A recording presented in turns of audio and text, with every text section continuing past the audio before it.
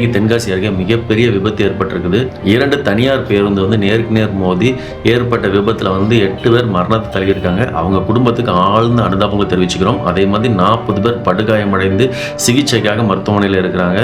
அவங்க விரைவில் குணமடைஞ்சு வரணும் அப்படின்னு சொல்லிட்டு நாங்கள் இறைவனை வேண்டிக்கிறோம். இந்த விபத்து எதனால் ஏற்பட்டுச்சு அப்படின்னு பார்த்தீங்கன்னா அதிவேகம் அப்படின்னு சொல்லப்படுது. அது பஸ்ல பயணித்தவங்களே சொல்றாங்க. நீங்க கேளுங்க. தையல் போடுறது வேற வேகமாக தான் வந்தாங்க, அவங்களும் வேகமாக வந்து மோதிட்டாங்க. பஸ்ஸில் வந்தோம் நாங்கள் புளியங்குடிலேருந்து தென்காசிக்கு வந்தேன். பஸ் ஏற்கனவே வரையில் ஓவர்டேக் அதிகமாக வேகமாக தான் வந்துச்சு.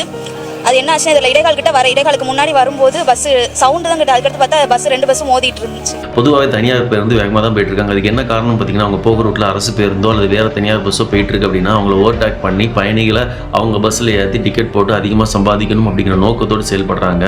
ஒவ்வொரு ஓட்டுநரும் வாகனத்தை செலுத்தும் போது அவரோட உயிர் மட்டுமில்லை, அந்த வாகனத்தில் பயணிக்கிற எல்லா பயணிகளோட உயிரும் அவங்களோட குடும்பமும் இந்த ஓட்டுநர் கையில் தான் இருக்குது அப்படிங்கிறத புரிஞ்சுக்கிட்டு மிதமான வேகத்தில் செல்லணும். விபத்து அப்படிங்கிறது எதிர்பாராமல் நடக்கிறது தான். ஆனால் அதை தவிர்க்க முடியும். அதிவேகத்தை குறைச்சி நிதானமாக போயிருந்தால் இந்த மாதிரியான விபத்துக்கள் ஏற்படாமல் தடுத்திருக்கலாம் அப்படிங்கிறது தான் என்னோட கருத்து. உங்களோட கருத்து என்ன அப்படிங்கிறத கமெண்ட் சொல்லுங்கள்.